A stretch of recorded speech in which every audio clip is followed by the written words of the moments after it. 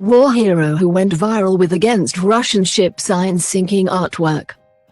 A Ukrainian artist is selling an ink artwork of the Russian warship which faced now famous defiance from a border guard in the opening hours of the war. With the piece commissioned and signed by the man who spoke the famous words.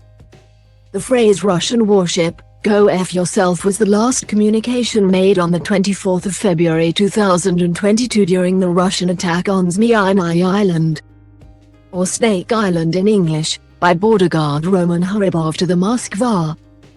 Mr. Haribov was decorated by the Ukrainian government for his bravery, and the phrase has been used extensively in protests and demonstrations globally, even being commemorated on postal stamps.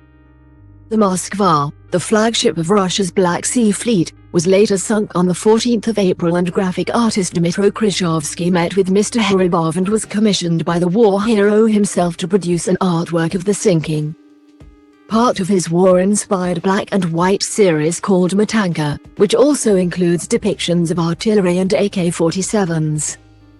Mr. Khrushchevsky's work has been signed by Haribov. A year since Russia's invasion, Mr. Khrushchevsky hopes the collection will encourage people not to close their eyes to the horrors happening in his country. I met the guy, Roman Haribov, who said the symbolic phrase of the Russian warship. Mr. Khrushchevsky, 34, told the PA news agency from a village 100 kilometers away from Kyiv via a translator. The guy asked me to draw the ship and put my artistic fingerprint on it, and he signed the artwork.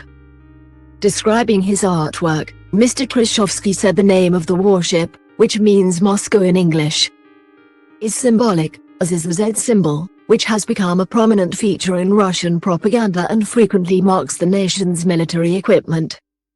It has the architectural elements of the Kremlin on top of it and represents that the whole state is a terrorist state, Mr. Khrushchevsky said. There is a crack to show that the warship and the whole terrorist state has been cracked and is going down by Ukrainian forces. The piece, which is called "To the Russian Warship, Go F Yourself," is awaiting a bidder, while copies are being sold to raise funds for charities in Ukraine and to support Mr. Khrushchevsky's family. The Matanka series regularly references or includes a traditional Ukrainian doll of the same name, which is wrapped in fabric and symbolizes well-being and hope. A Berig, The Guardian, shows a gun wrapped in the fabric the Matanka doll is usually covered in. The gun is the AK-47, which is used by 90% of our army, and it's wrapped in the scarf of the grandmothers, he said. It protects us from something bad that could happen. Art shows my reflections and what is happening around me. Every artist should take responsibility and not show things as they were in peaceful times and let people know about our situation. Translating for Mr. Khrushchevsky was Andy Verdi, the founder of UART Gallery, an online platform for Ukrainian artists and art lovers which Mr. Khrushchevsky is part of.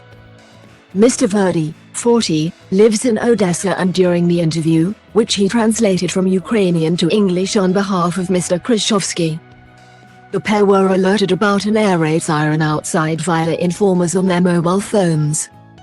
They said they only have electricity for between 2 and 4 hours a day, often at night. Mr. Khrushchevsky added that he is fed up to the teeth of picking up his daughter from the bomb shelter when she is going to school.